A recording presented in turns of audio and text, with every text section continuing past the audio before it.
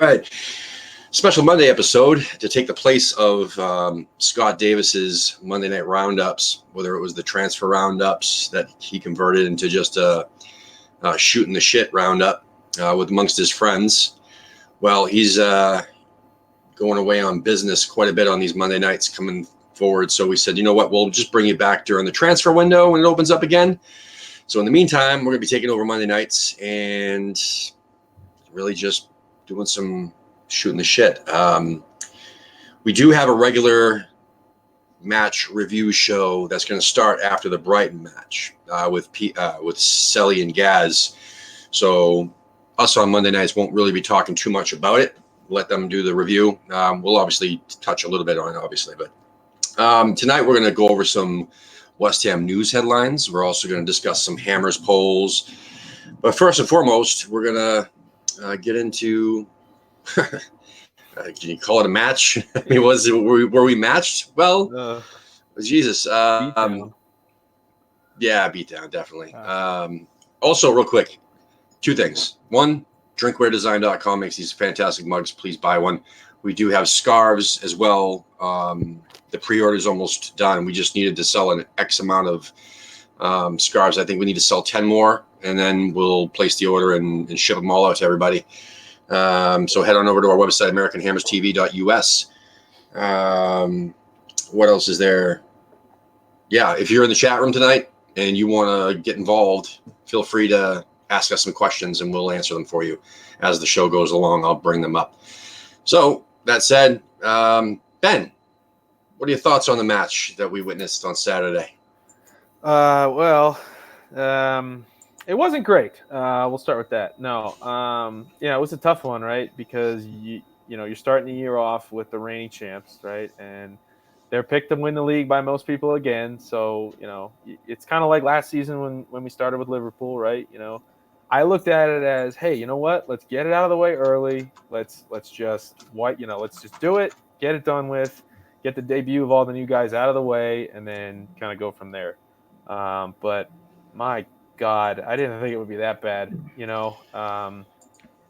I thought this defensively, we looked flat. I thought there was no bite on the guys up top either. I think Allaire was okay. He didn't really do anything for me. I thought Fornals was kind of invisible too after he came on. But I mean, at that point, he came on at half, right? So they were already down. They were already down 1-0 at half. So I don't know. I think overall it was really disturbing of a performance. I don't think anybody played particularly well, not even Fabianski. And I mean, how can you blame him? But I thought overall it was just really, really disturbing. Hopefully this isn't like how we started last year, because I don't know if I can survive that again.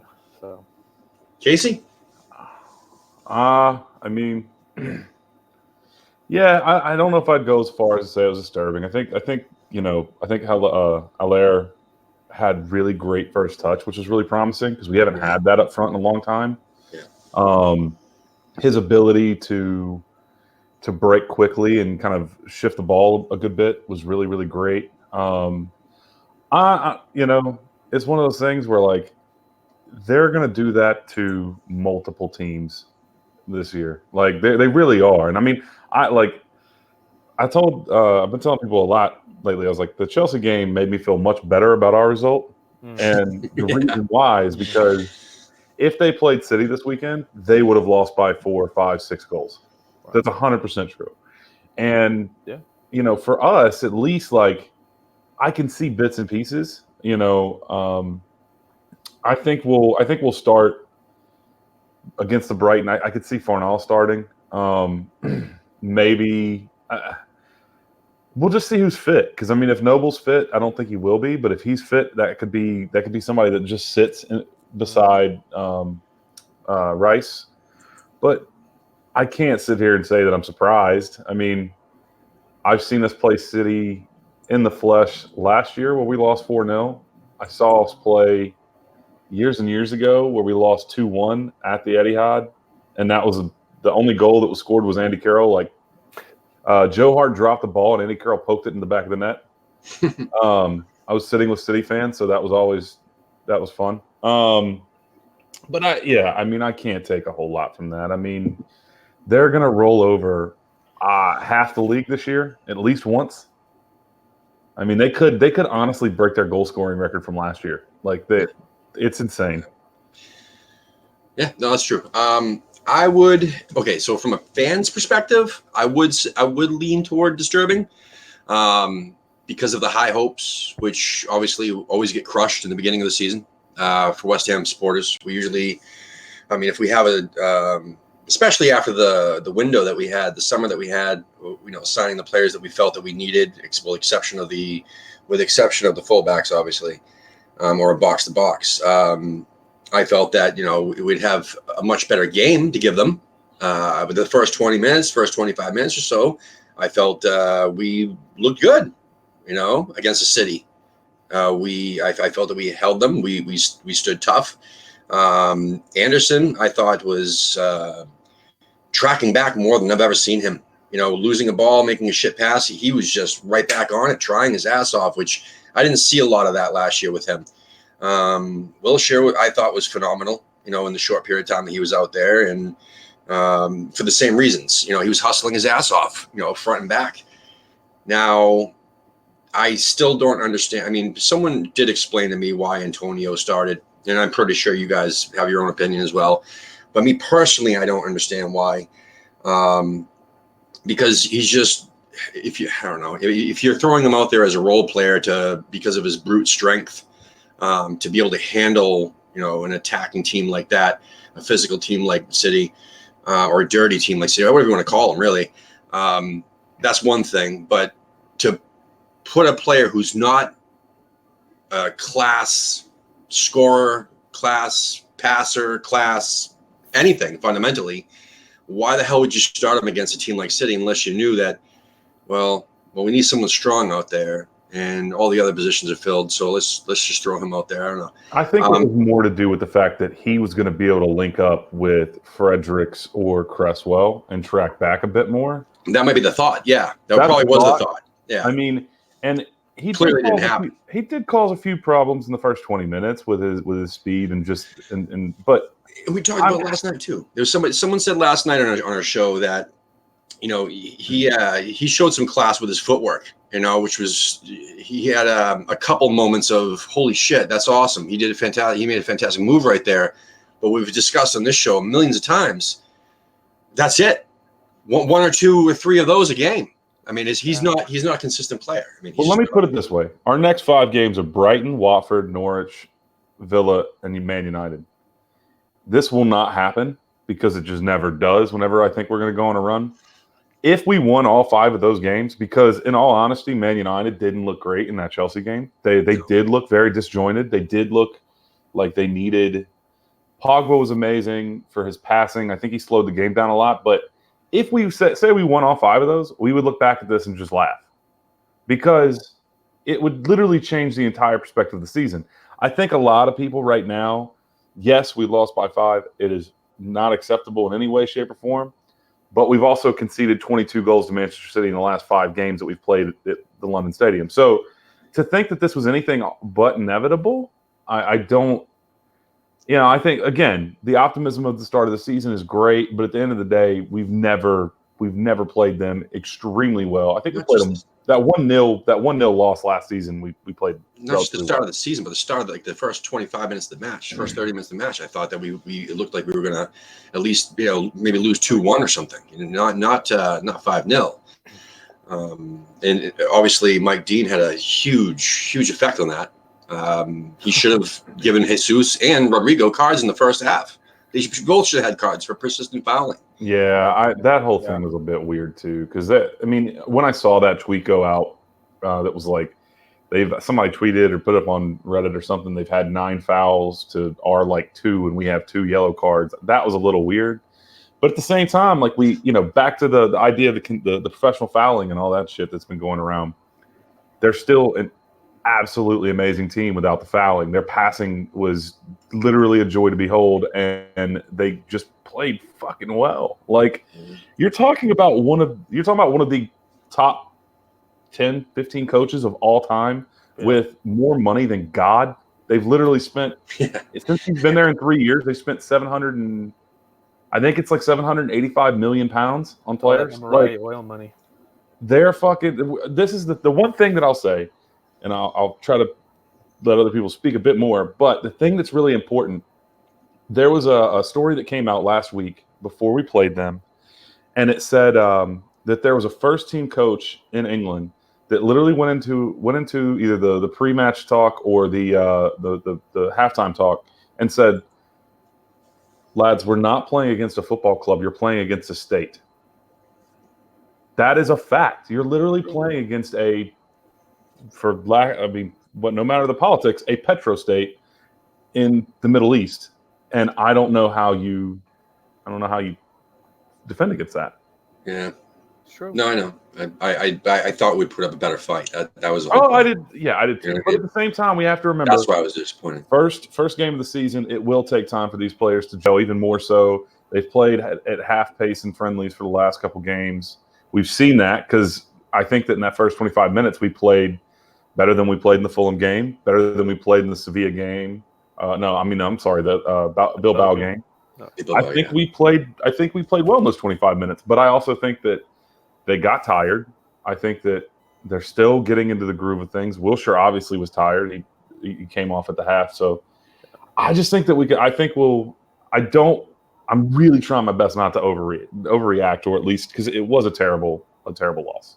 I mean, I'm not saying I expect it to continue like the 5-0 attitude. I don't think it's going to crush the morale of the players. Mm-hmm. I'm not saying that either. I'm just saying, again, that, as a fan, going in with expectations and looking at the squad that we have, even the squad that we put out there, and the way we played the first bit, I felt that losing 5-0 is kind of atrocious. You know what I mean? That was kind of, I don't know.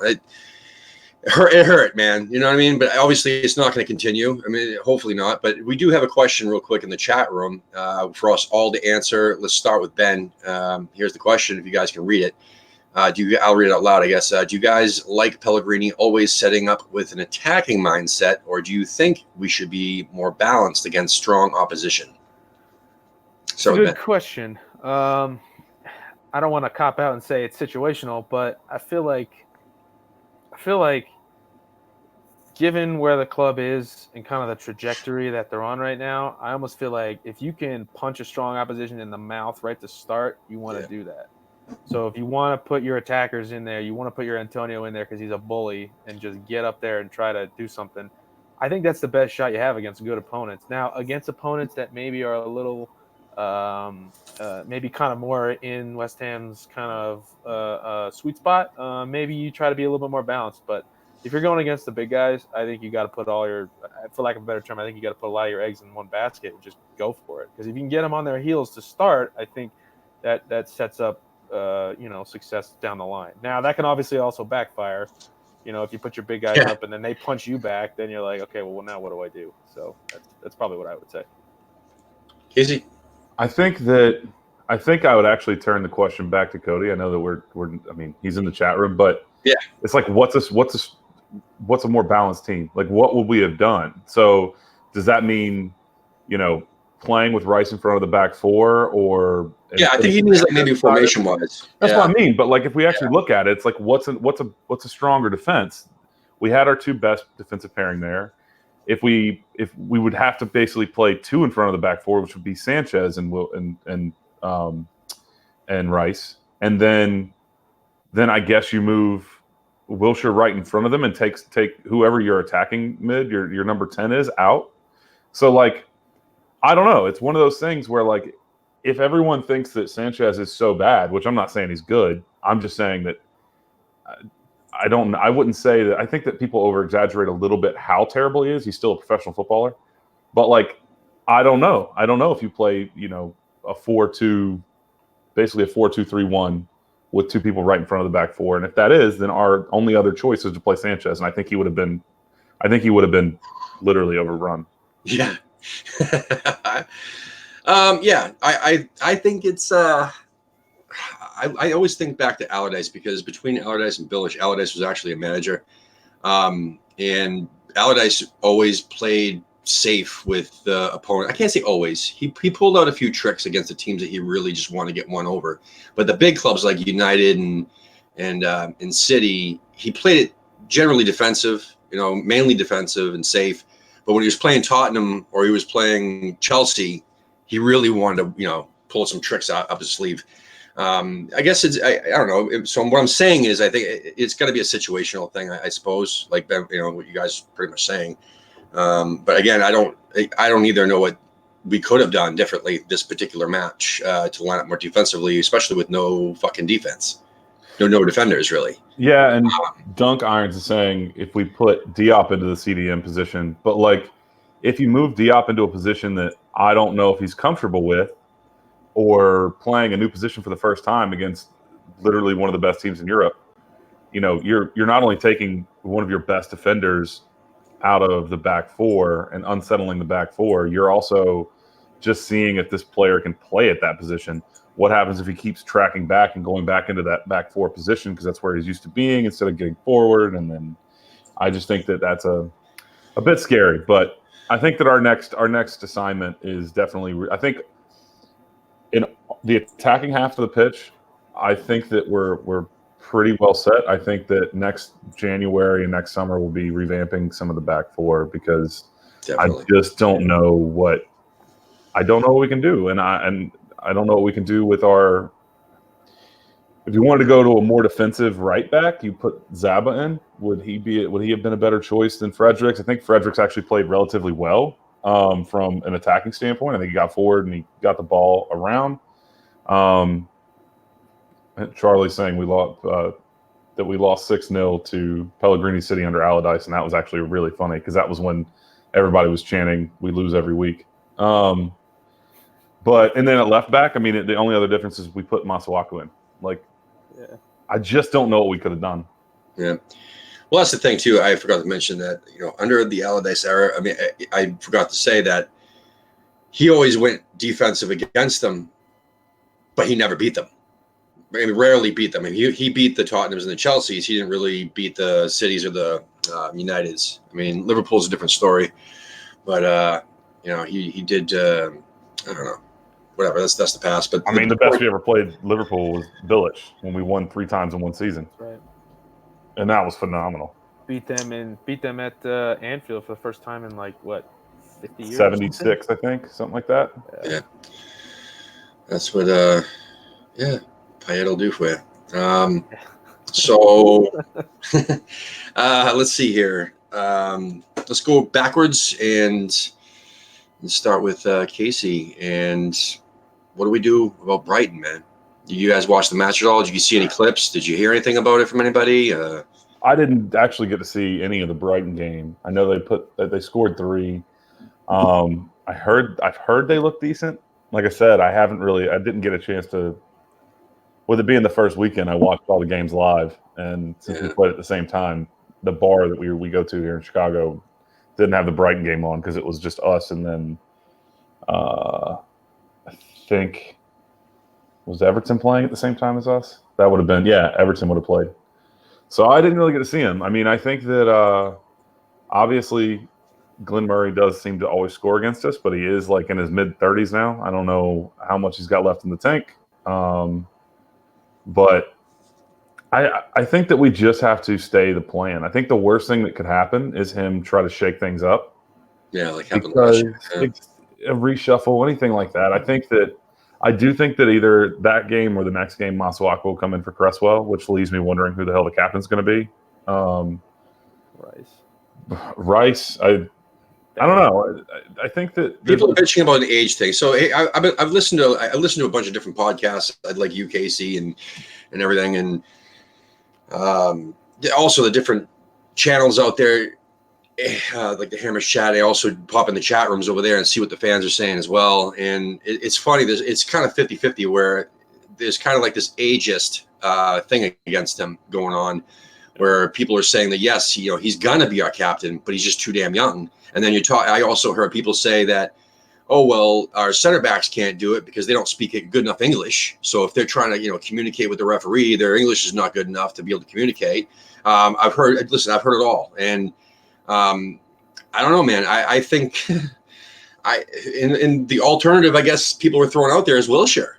I mean, he's got the age. He's done it before. I'm really weird with the captain thing, but it's just because I have this weird opinion of the captain should be a midfielder, or I don't think a captain should ever be a goalkeeper because it doesn't work out this way, but they're supposed to be the only person that talks to the referee on the field other than the person that was involved in the incident. Yeah. And so I don't want my goalkeeper having to run halfway to go talk to the ref. Exactly. Because I can't stand when people crowd the referee. It's one of my least favorite things in the world. Mourinho's Chelsea did it all the time. It was one of the most annoying things on the fucking planet. But I don't know. Wilshire could be an option. I just think that it's less about the age thing, and it's more about his leadership. I mean, it's more about his ability to. That's why it's going to be really hard to replace Noble. Like it really will be. Like way more so from a leadership perspective than anything. Just because people do listen to him and he does command respect. I don't know. Ben? Yeah, I don't know. I mean, I think Rice is gonna get there, right, at some point. Yeah. And I'm also like, I mean, if Marky Mark's not gonna be in there, why not give the band to Rice? I mean, he's gonna have to do it at some point. So, kind of like, why not rip the Band-Aid off, so to speak, and just get him in there? I mean, I don't know. I agree with the goalkeeper point, Casey. I do. But I feel like if you're not going to give it to Creswell, and if Wilshire's not going to play, if he's going to play, half a game, what do you? I mean, you still kind of have the same problem a little bit, I think. So, yeah, I don't know. I think you got to just rip the Band-Aid off and give it to Rice. He's going to have to do it. So why not give him a shot now? I would love to have someone like Fabianski be the captain. Right. Absolutely. If he was a field player, yeah. Right. But oh man. I mean, here's somebody we haven't talked about the whole time. Lanzini. What's up with him? Yeah. I mean, but again, let me ask you, Casey. You've been around, the English game as well. What do you think? What does what is a captain, man? Like, what does a captain really need to do? I mean, couldn't it just be really anybody in the pitch? Is it more like a symbolic thing, or do they actually? What the fuck do they do? I think our club. It's hard to say because it's different for every single football club. It really is. There are captains that take on ambassadorial roles that they go, they're trotted out every time, there's a function or something on TV. I think that the thing about captains at this club is that I do think we're lacking a bit of leadership on the pitch, mainly because everybody's so new. I mean, we have a practically new club that over the last 2 years. If you think about Fredericks, Balbuena, Diop, Fabianski, Allaire, Anderson. I mean, I'm literally everyone I'm naming has only been at the club for 2 years. So that's your first 11. So you need someone that can bark at people to make sure. So like usually you have your goalkeeper marshal the back four. So he's like literally pointing them where to go when he sees things in the game happening. Your leader on the pitch is also going to be doing that. You need a leader in basically if you play with more than one player up front, you need a leader there. You need a leader in the midfield to basically marshal defense. To marshal the midfield and actually make sure that people are making runs when they see passing lanes open and stuff like that.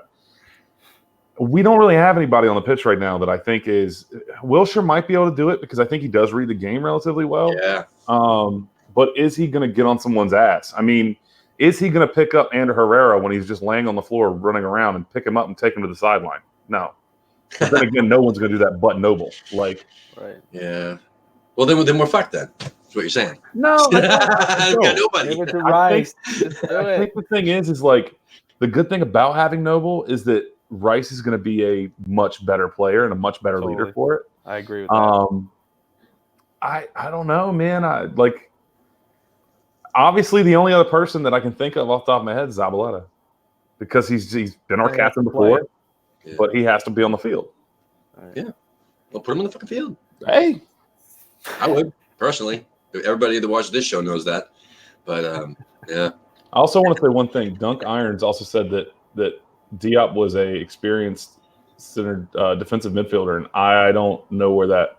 If you have information, I'd like to see that because I just haven't seen that before. If you've seen it on Who Scored or Transfer Market or something, that'd be interesting to see what he played.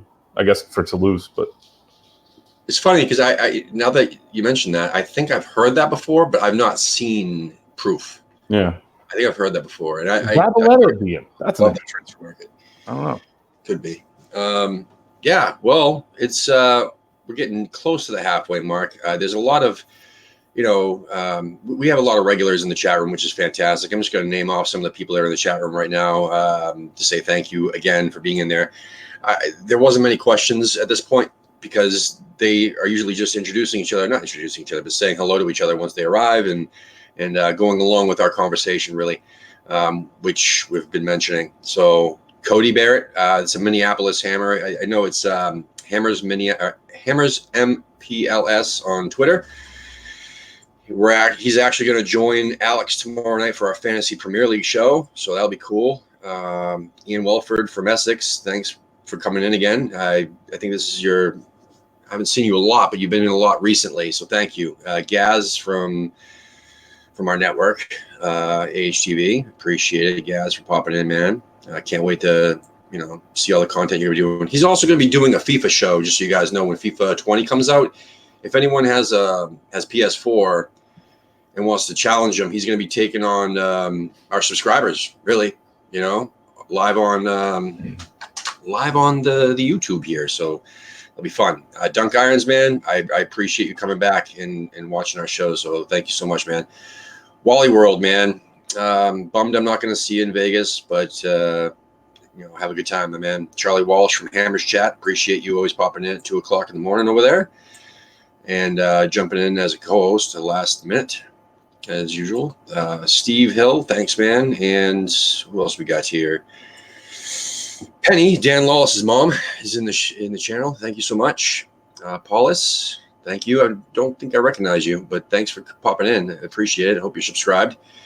And on that note, anyone else who has... Oh, Gary Parrish, man, of South Carolina. Gary's working on... So basically, how do I put this? We're expanding our network to a network, meaning we're trying to add content, different content for every night of the week. We're working on that. We've added a shit ton, if you guys haven't noticed already. But we're also adding pretty much the same thing.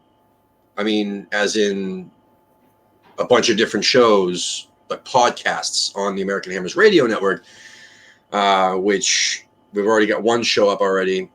And we have three more in the works. One of them is actually two of our UK subscribers who asked if they could put together a show and give their point of view, for the American audience and anyone else who really wants to listen, which is kind of cool.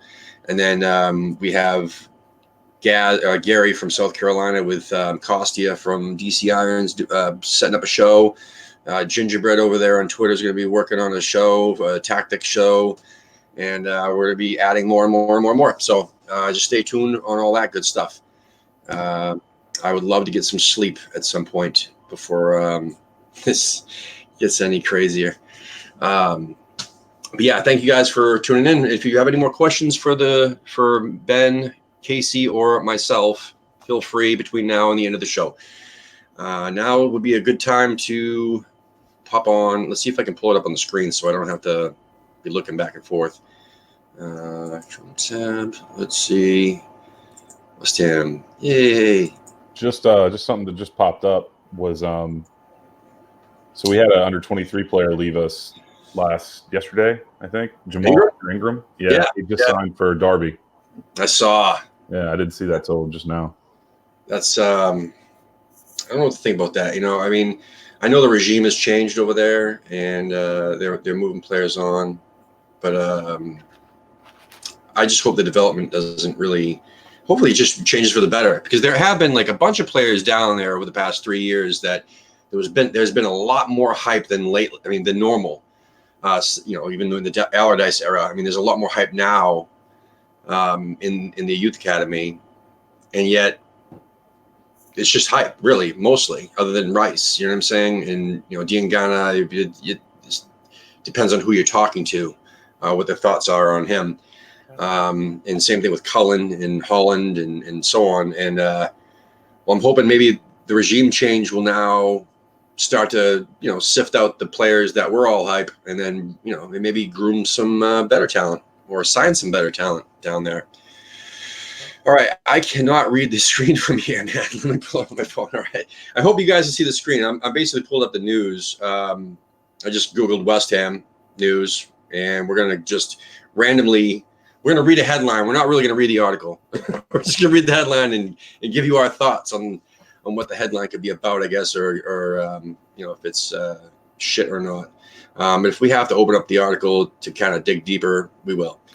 The first one I see that really struck me was literally right after the day after the match. It says Manchester City's streetwise edge makes them a class apart at West Ham. What the hell do they mean by streetwise edge? Are they calling them like thugs? What are they saying? What do they mean by streetwise? What would you think by looking at this tagline here? Is this clickbait? What's going on? I think it's hyping up the robot cyborgs that are Man City. I mean, it's obvious that they are a class above West Ham. I don't think they need to have a streetwise edge to do that. I think I don't know. I mean, I almost feel like they're crisp and clean. I don't even think there's really that much of a thug edge to them. So I'm not really sure I agree with that characterization. I mean, maybe I'm not understanding it in that context, but I think they're cleaner than that. I don't know. I think it had to do. Well, I don't know. Well, not cleaner. I tend to agree. After reading, I think it might have had to do with what Jack Wilshere was quoted saying after the match. I don't know. Am I right, Casey? I mean, did you see this one? Yeah. I mean, the thing is like Pep's Barcelona did this shit too. Like everyone talks about how beautiful Barcelona played, and they really did. They were something absolutely special. But he used to have, and I'm sure he still has this, but he has a 3-second rule. Basically, when he played with Barcelona, he basically told his players, if you lose the ball and you don't get it back within 3 seconds, I want you to get back in your defensive shape.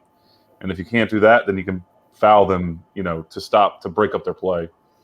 And it's just something he's always done. I mean, but you got to remember, he was a pretty tough tackling midfielder himself. And, it's part of the game. Either if you can't break someone down because they're fouling you, and yes, I do think that the reffing from last weekend was pretty bad, you ain't going to do it anyway. Yeah. True. Yeah, well, that was from The Guardian. I just want to throw that out there, so just in case someone wants to sue me or something. I'm a big fan of huge fan of The Guardian. It's one of the only places I actually read a lot of news from. But usually, me too. Usually, blow a lot of smoke up. This I was just kind of. I read that, I was kind of laughing, but I did get to read it, and I don't know. After reading Wilshere's comments after the match, it does kind of make sense what he's saying, and also what you just explained there, Casey. Another one that I like. Let's see if I can see what I'm doing here. Oop, wrong thing here. Headlines about VAR. No, but this one's my favorite. Where's Winston? Oop, fucking cookies. There we go. Where's Winston? Mystery surrounding West Ham's second longest serving player has been solved. Oop, who the hell is that? That site, dude. I like Sam Inkersole, and I do like that site. Their advertising is horrendous, absolutely awful. Yeah. There's times where like my entire screen goes black, and I'm wondering what the fuck is going on. Like I've saw my computer turned off, and it's just because another ad is loading on top of it. Yeah, or I'll change the page, and I'll still be hearing something in the background. It was because there was a fucking pop-up, and it was like a pop-up advertisement video that automatically started. So yeah, it says he made his comeback. Okay, well, where's the mystery solved there, Sam Inkersole? Well, I honestly didn't read this, obviously, so I don't know. I was just hoping that someone had the answer. Yeah, he re-aggravated, blah, blah, blah, blah, blah. We haven't seen him in 20 years, and I thought he was in New Zealand. Oh, there he is in that pretty purple kit. Yay. He's at Rush Green doing something. Taking photos. That's what it is. He's still got 2 years remaining on his current deal? Yeah, he got 5 years. He got 5 years the summer we left Upton Park. Oh, Man. And that's why this is the biggest thing that I really got annoyed with the Summers. Everybody's like, "Oh, we're gonna sell Winston." They were like, "Oh, we have to sell somebody. It's either gonna be Winston or Ogbonna." And I was telling everybody, I was like, "No, we're never gonna sell Winston Reed." And when people ask me why, I'm like, "Because he's on like 70,000 pounds a week, and he's been injured for a year and a half. Like, who the hell's gonna buy him?"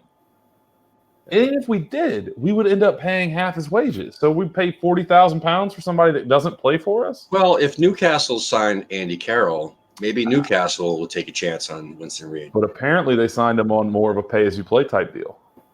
Yeah. So I would pay. I'd get Andy Carroll back with us for if we only paid him when he actually played. He's not a bad player. The solved mystery is that he's heading in the right direction, but we've got to remain patient. Well, thank you. There is no timetable for return to first. This is why you just got to scroll right to the fucking end. There's no timetable for return to first team action. Basically, he was also saying that he trains by himself on Monday and then trains with the team on Tuesday, and they're being very careful with him. So there is no mystery solved. We all knew he was still in the club. I mean, anybody who's a West Ham fan at all, supporter, knew that he was still under contract. We saw him in preseason, so nothing new there. Anyway, I thought it was kind of a catchy title, but what else is here? Oh, God, some of these are just too much, man. West Ham winger Yarmolenko's absence from the squad for Man City. I already read that article. It basically just says he wasn't in it because the squad's really big. Ooh, here's a good one for Charlie in the chat room from Hammer's chat. His boy here, Jordan Hugel, comments on his move to West Ham United. Oh, not Real. Real Madrid, yeah, that's right, man. I thought he was going on loan there for sure. If they loaned out, they took Faubert on loan, so why not Hugo? They probably could get some more goals out of this guy. So what did he say, man? Where is it? I have no regrets at all, he says. Going from Preston to West Ham is something I could never have dreamed of in my whole life. I'd do it over and over again, regardless of what happens. I'd do it 100 times over. Okay, well, that's that. No shit. He's like, I'm gonna get a paycheck. Like, he's the loan to QPR, right? Well, I mean, we're paying his wages. Yeah, okay. I mean, the thing is, the thing is that everyone talks about this sport as if it's not a job. Like, there's a not to mention another podcast, but the Football Ramble did an episode with he plays for Watford now. He looks like an albino. I cannot remember his name, but anyway, I wanted us to sign him when he played for Derby, forever. And Will Hughes. I really want us to sign him. I saw him play. Awesome Football Manager. Yeah, I saw him play at for the English under 21s at Sheffield United's ground, and he was just phenomenal. And I really wanted us to sign him forever. But I mean, he talks about it. He's like, did you fall out of love with like football now that you're in it all the time? He's like, I definitely don't watch it as much. He's like, I used to watch every single game when I was a kid, and now I won't watch it unless it's something special. End of the day, and he even says it. There's a moment where he kind of pauses and he's like, and then you find out the dark side of the sport, and he's like, but I'm not going to talk about that here. It's a job, man. Just like it's much different than the NFL because the NFL will literally just cut you and you just have no job. Where at least here you have a guaranteed contract. But it is a job. I mean, these people go to training the same way that we go to the office. It's just a job that gives you one hell of an adrenaline rush every weekend, unless you're sitting on the bench. Yeah, I agree. Well said. So what are the thoughts on Sullivan taking over Verona? He came out and said that's not happening, I think. Good. Yeah, I saw something on Correct You where, they know him and actually talked to him on the damn phone and said that he was like, I've been staying out of the media a lot more because I want the club to run the way it's run now. And he was like, but I haven't been to Italy in years and I've never been to Verona. So there you go. Yeah. Nice. All right. Well, if nobody has any questions in the chat room, we're going to do a couple Hammers polls here. Just let me pull that shit up. I got to get used to this new format.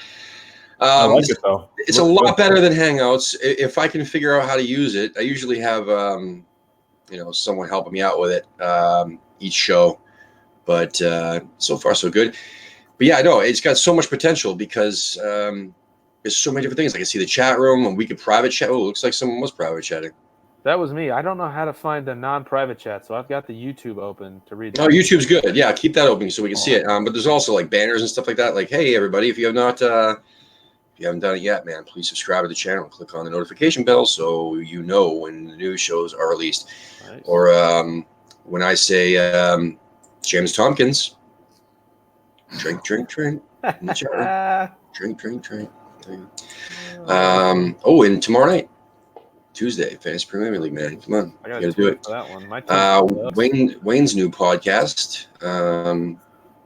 He says it's part of our network, but at the same time, he's putting it out himself. So I don't understand how that could be. I don't know how to be able to connect that to our stuff. So we'll talk about that. But speaking of podcasts, let's before we get into Hammers Polls, Casey, you might as well talk about your podcast. Oh yeah, so we're doing the OTL football podcast with Justin from the Chicago Hammers, Matt Gregory from the Chicago Hammers, and our buddy Kyle, who's also here from time to time. Just a general football podcast. We just drink and then talk shit about current events, and then we have a second part where it's kind of interviews or just topics that we want to talk about. There are things that I want to get into. Tomorrow we're interviewing one of the guys from the American Chicago Man United group. As well as kind of fun, and then kind of talking about just if the season's too long, if it's just too much football, because it's been a big point of contention with Jurgen Klopp and especially with Adrian coming on and being the only healthy goalkeeper at Liverpool. So it's fun. That is cool. Yeah. I was speaking with Matt earlier today on Twitter as well. We're going to try to get him more involved into the YouTube channel like we had Justin, and Justin's going to be coming back with me on Thursday night, back in his regular spot. But you as well, and the same thing goes for you, Ben. I want you to be here on Monday nights with me, man. And Casey, if you're down for Mondays, why don't we just keep it a Monday thing? You know what I'm saying? If you're around, hop on. Yeah. Because again, and also you people in the chat room too, if you guys ever want to be on a show or one of our shows as a guest host, or if we haven't interviewed you yet, I really don't give a shit where you live in this world. we interview West Ham all over the world. We've interviewed Neil who's in the chat room right now from Australia. We did Hammers Brazil on Sunday. That was freaking awesome. Talking to I'm so pissed I wasn't on that interview, man. Dudes from Brazil who are like super passionate, had been like fans for like 15 plus years. They've been to a ton of matches as well, like from Brazil over to London, man. That's really cool. That's a long flight. That's what I'm saying, and they're really, really cool dudes. So I was talking to Louise, the guy from Hammers Brazil. We're going to try to get him more involved, whether it be in the podcast or be on the YouTube channel. But listen, guys, if any of you want to jump on shows, just reach out to me, and I'd be more than happy to fit you in somehow. Give everybody an opportunity to be heard. That's what it's all about: spreading the word, spreading the West Ham love here. That's 11 hours and 30 minutes from Rio to London. Ooh. That's like, I ain't that bad. That's like West Coast, no? I've flown from North Carolina to Tokyo. Well, not nonstop. Tokyo to San Francisco is about 13 hours, and that's the longest flight I've done. Wow. The longest flight I've done is about the same both ways. So for me to London, 6.5 hours nonstop. Same thing to San Francisco. So, yeah, I'm in a good spot, I guess. Yeah. Plus, I get to wake up at like 10 in the morning instead of 7, or even 7:30 instead of 4:30 for some people. 5:30 for us out here on Mountain Time. Yeah. Which means you got to wake up earlier. Oh, yeah. Oh, I'm up at 4:30 getting my shit together. Shit, I got Gina picking up donuts before we get there. I mean, we make it happen.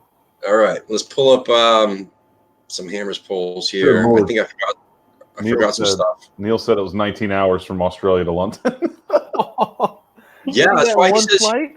That's why he says he won't go anymore, man. I mean, it sucks because it costs a lot of freaking money to fly that long, you know.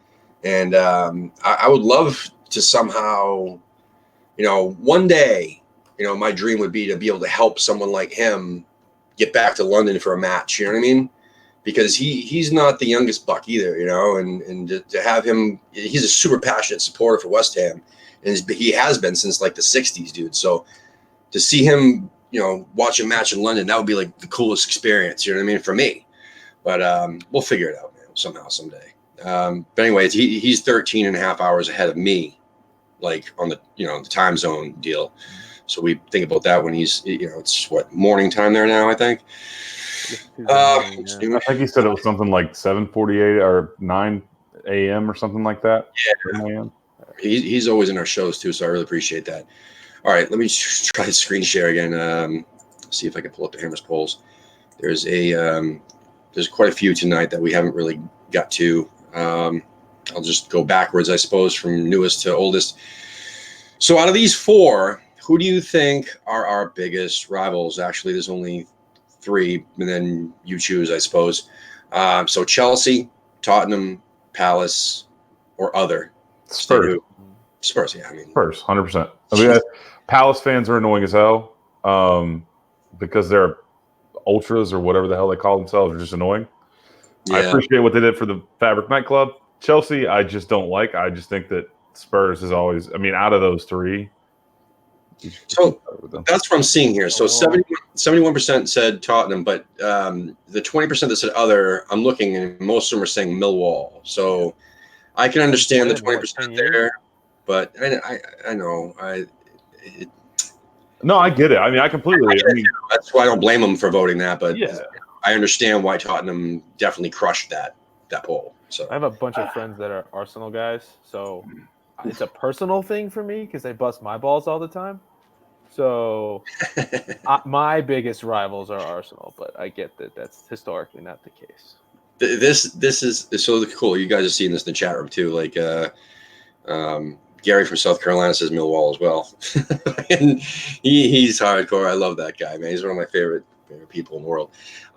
Here's one that posted a lot of controversy today on Twitter, actually, amongst West Ham supporters. This is going to be a fun one. So people in the chat room, if you want to chime in, go for it. Stan Collymore has claimed that Jose Mourinho has put himself in the shop window after his television appearance and has backed West Ham United as a potential suitor for the Portuguese man.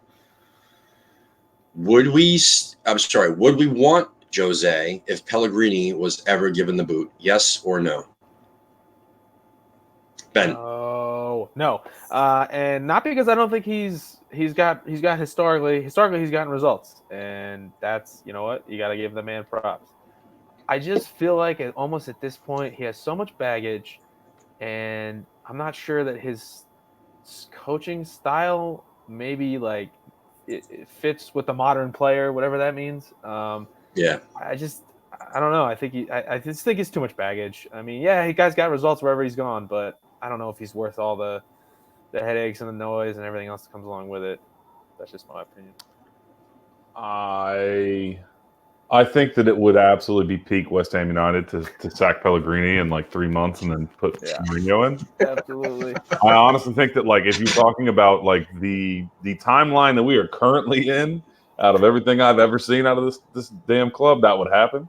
Yeah. I've said this loudly and proudly multiple times. I think we'll see very interesting things from Chris Wilder at Sheffield United for this season. But he is the manager that I would want us to look at if we ever decided to part ways with Pellegrini. I just think that he's a very forward-thinking manager. He is British, but you know, he's a very good manager. I would not. Mourinho would just be a fucking dumpster fire. Like, yeah, there's no other way that ends. Like, it ends in a really shitty divorce. Yeah. Well, it depends, man. I don't know. It's tough because he has got results everywhere he's gone, really.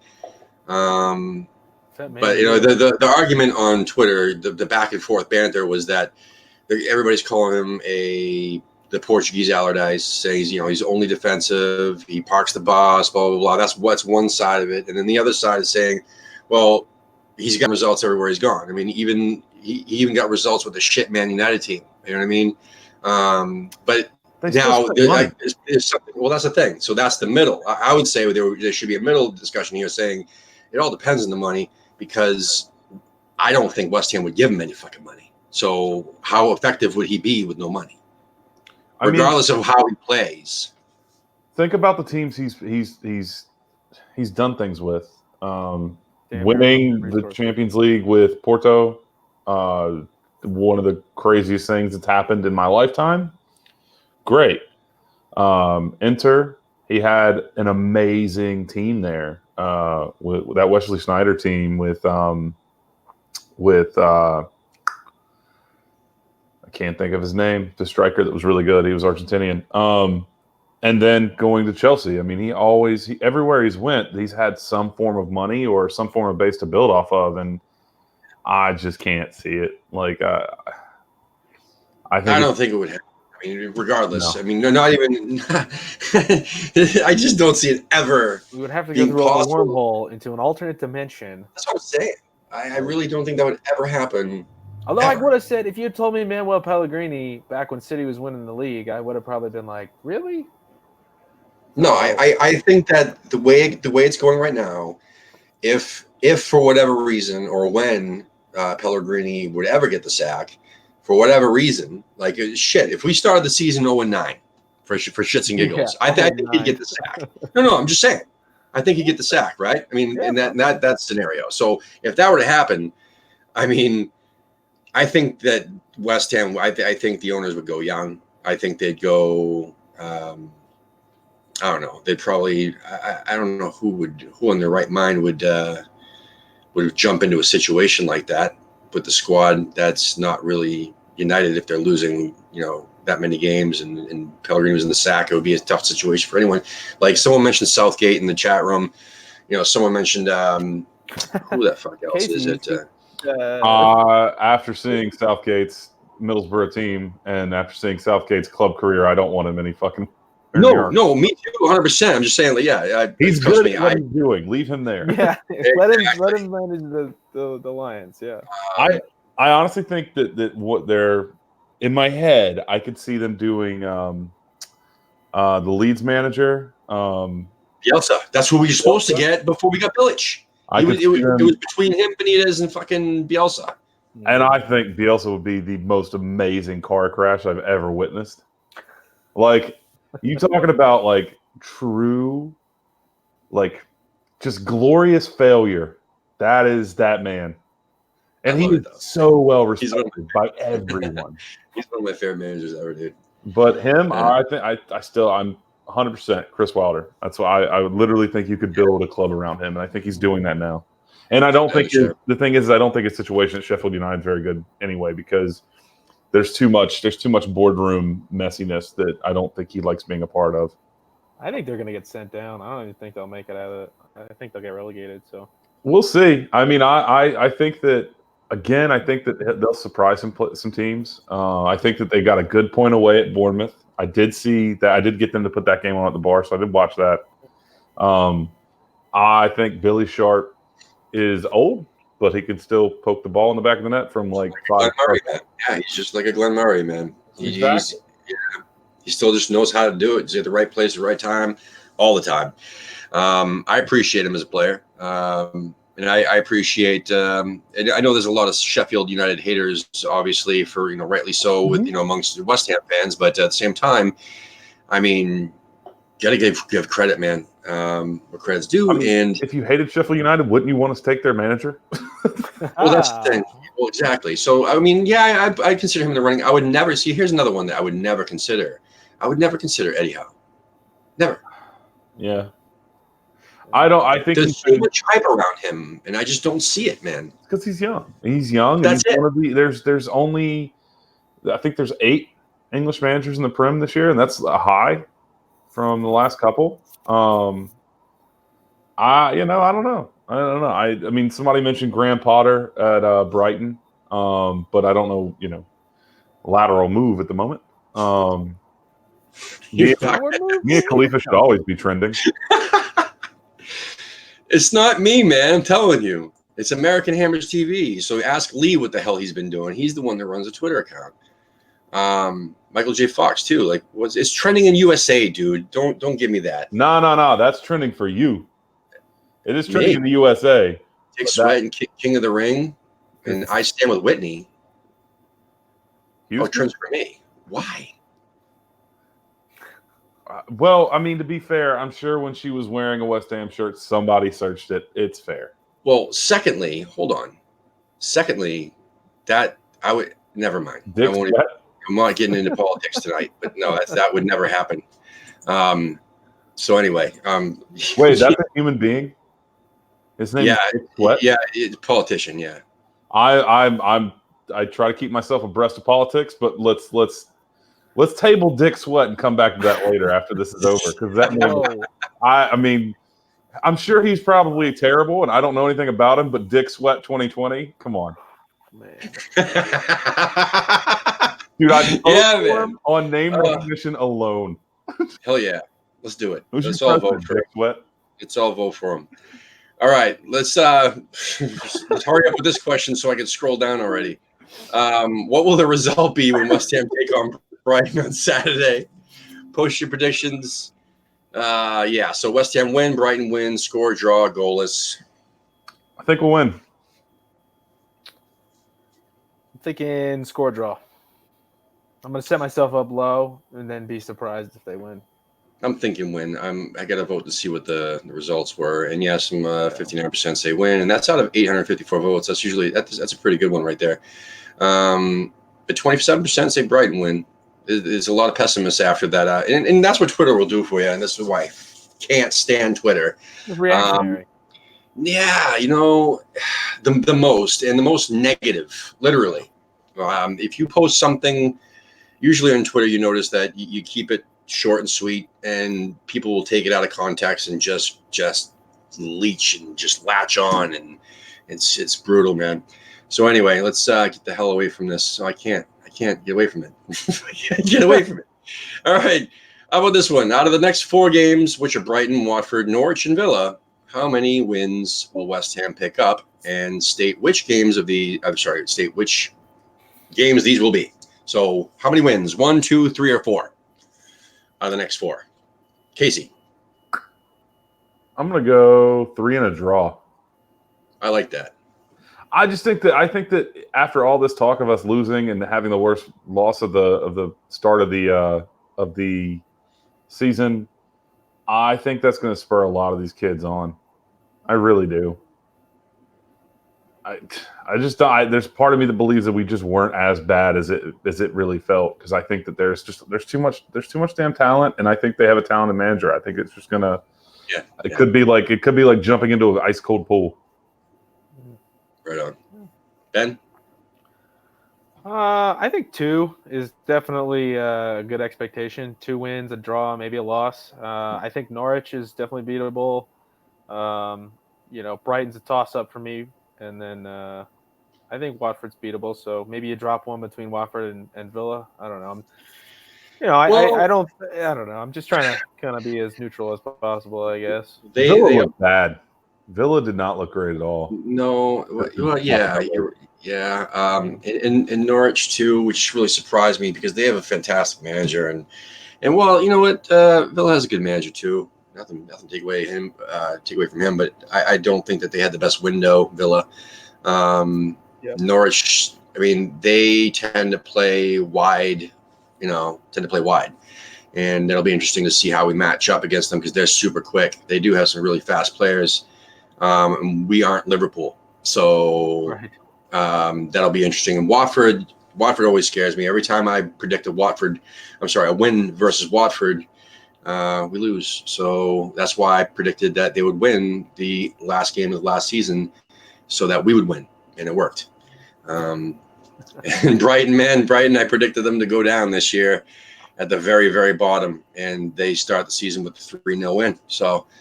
I would say I'll say 3 wins and a loss, and I would say the loss would probably come against Watford because they just do that. You can't just fucking take them out, all the time. They're bastards. I hate Watford. Damn Hornets. So I don't know. I'll just vote for any of them and see what happens here. Well, out of 844 votes, the most said 3. And then second place was 2. So that's good. Only 6% said 1. So that's There you go. somewhat optimistic. Very optimistic for Twitter. So Yeah, let's do one more since we got like 2 minutes left here.